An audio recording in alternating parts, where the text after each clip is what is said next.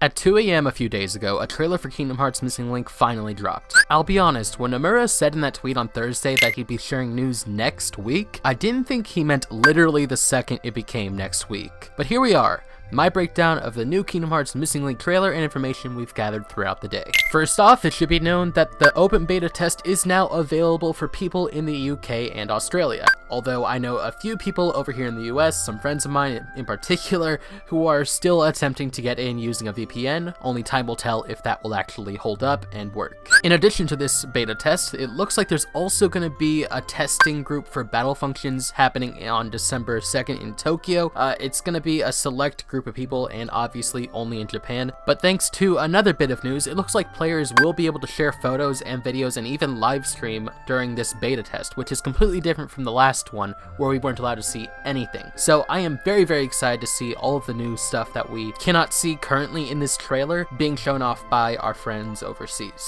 Also, something I noticed on the closed beta test FAQ on the website that I've left a link to down below where you can sign up for the beta test, there is this one question on who should I contact if I want to remove a post in game. And to that I say, does that mean that there's going to be some sort of social media function within the game? Because if so, sign me up. I can leave X and join the new Twitter of Kingdom Hearts. Also, just another little fun fact, this game will be fully supporting the controller of your choice, whether that be Xbox or PS4. You will be able to use it in-game to let it play just like Kingdom Hearts 3, which is an absolute relief for people like me who really don't like touching the screen to play a mobile game. I feel like it's super ridiculous, especially when the game looks like a mainline game. So I am going to be figuring out how to get the most optimal setup going on with my phone and PS4 controller as soon as possible.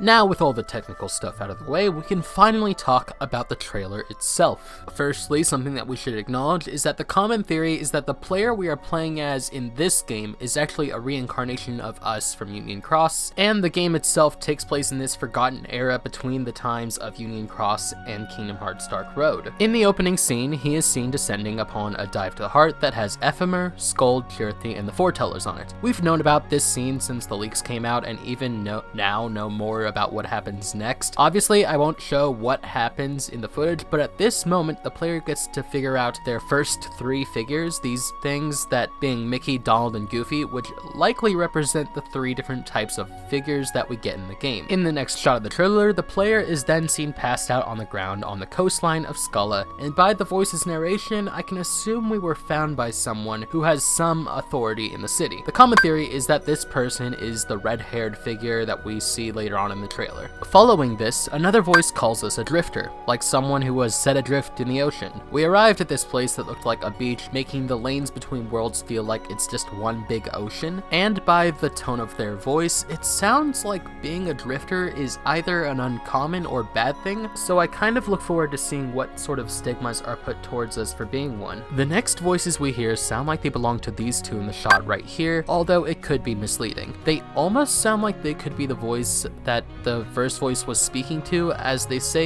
that we must be turned over to these founders as if we were super uncooperative. Who these founders are can be anyone's guess, since we don't know for certain if it's Scald or Ephemer or even if they're alive.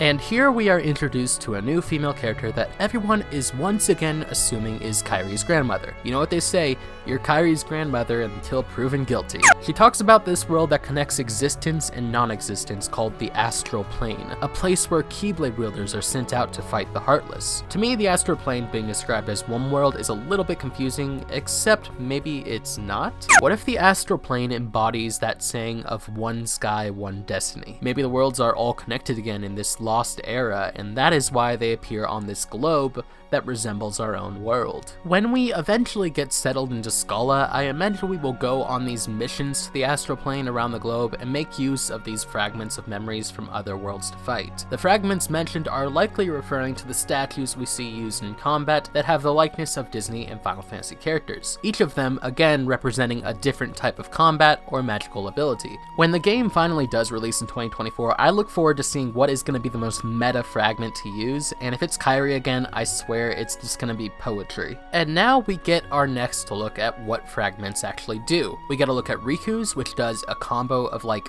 8 hits, I guess. Mickey, Pinocchio, Pooh look like they do some kind of light magic, some kind of luck-based mechanic, and earth magic respectively. Woody shoots out like a row of light balls followed by a 2-hit combo. Aladdin looks like he holds an upgrade of the earth magic that Pooh's has. Rapunzel has to be Cura, and Tinkerbell might be the weaker form of Sora's arrow magic that we see in the next shot. Ariel's fragment ushers forth a blast of aqua. Simba's ability icon looks similar to Riku's, so I think it might be some kind of charging Keyblade attack, and Baymax looks like it'll be a jumping attack, maybe? These are all mostly just educated guesses, and that's just from the icons. Lastly, can we talk about just how immersive this whole world feels? Like, this is a mobile game. There's entire buildings and streets we will get to explore from a third-person perspective, just like in the core numbered titles. And I am especially interested in this cafe we get a brief glimpse of, and of course, the return of Moogle shops is quite cool too. I'll make a bet that the one on the left will sell items to upgrade your cosmetics and Keyblades, and the other will probably let you roll for more fragments. In addition to that little fact, I think something else not many people noticed, but my good friend Daxian did on a stream recently, was the return of the Organization 13 Moogle. The last time we saw this little guy was back in my favorite game 358/2, so I was especially ecstatic to see his return. Anyways, I'm sure we're all very excited for what's to come. This missing era that has never been explored before will undoubtedly show us a new side to the series that we've been so desperately waiting for. As always, I've been Key, and I'll see you all next time. Thank you all so much for watching. Peace.